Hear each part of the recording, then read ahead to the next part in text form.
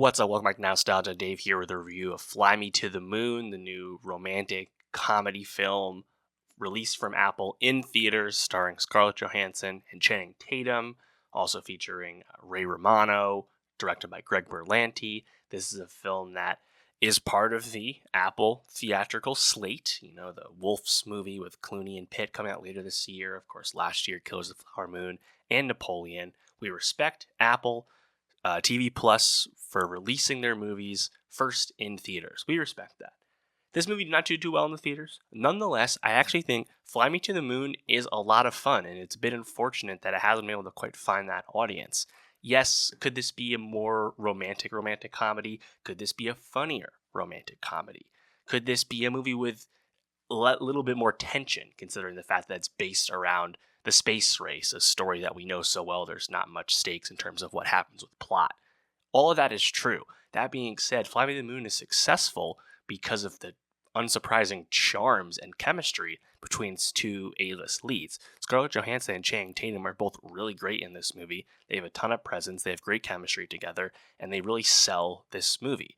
This is a movie that would be way more successful, obviously, back in the day, a refrain we use often, but this is absolutely the case, right? This is a star-fronted movie for adults and based around a IP in a certain sense, the space race, right? Of course, it's reality. It's a fictional story within that historical setting.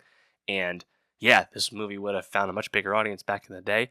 Nonetheless, I quite enjoyed it. You know, Greg Berlanti directing it, not his first movie. I actually liked his last film that released during COVID, Broken Hearts Gallery, quite a bit. Most well-known movie-wise would Love, Simon for sure, but obviously even bigger, of course, for his work shepherding the CW DC Arrowverse back in the day. And there's really nothing special about the filmmaking of Fly Me to the Moon at all. It looks fine, doesn't look spectacular really in any facet, though, in terms of lighting, blocking, production design. Nothing really stands out at all. But again, it's just charming. And the setting is quite fun. And I think this movie originally was titled Project Artemis. And this movie references Project Artemis being the Richard Nixon administration's plot to film a fake moon landing to broadcast to the public in the event that the actual moon landing failed. And that way they could still communicate to the world that they won the space race and defeated the Soviets. And of course, this movie doesn't actually position the moon landing as fake in any way. That's not the point of view of this, and as a result, I think it's nice. There's a lot more levity with how Fly Me to the Moon is handling the fictional filming in its story, right? Channing Tatum, to me, watching him in the film, he almost stands out a bit. Like, he just doesn't feel like he's in the 60s. I don't know, something about his look. Even you put, like, older fashion on him, he definitely looks like a modern person versus Scarlett Johansson, with hairstyling, with costumes. She's able to fit right in and come across as a woman in, the 60s.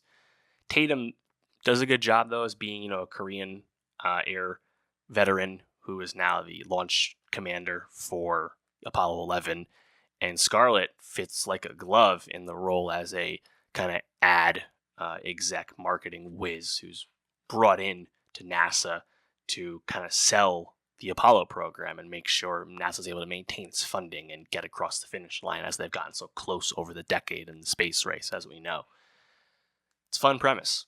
And the kind of will they or won't they between Tatum and Scarlett is done, I think, pretty effectively because they really make you wait for it, despite the fact that Tatum professes his attraction to Scarlett as soon as they meet in the very beginning of the film. There's definitely a lot of threads in the movie, especially towards the end, that strain belief. There's a lot of, leaps of logic, you could say, in terms of races against the clock and things and whatnot logistically. And even the villain, so to speak, in the movie, Mo, played by Woody Harrelson, a nebulous, merchant of the Nixon administration. They don't even really make him a villain. They basically redeem him and have him smile at the end, The levity, though, I think ultimately works out. The movie was a bit long for me. I wish it could have wrapped up a bit sooner, but I really enjoyed the time. And I think it's just goes to show you that sometimes stars can really sell okay material. Like, it's B- material, and the filmmaking is certainly nothing to write home about, but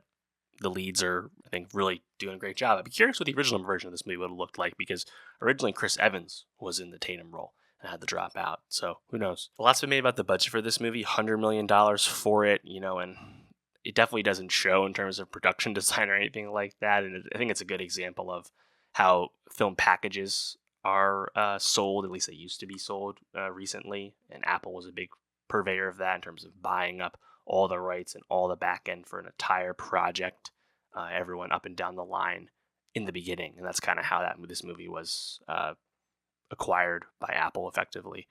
Nonetheless, we don't have to cry about Apple's funds, and I think Wolves with Clooney and Pitt should do a fair amount better in September. But yeah, let me know about Fly Me to the Moon. Did you see it? Not a lot of people did, but did you see it? What did you think of it? And for more movie reviews, subscribe, and I'll see you next time.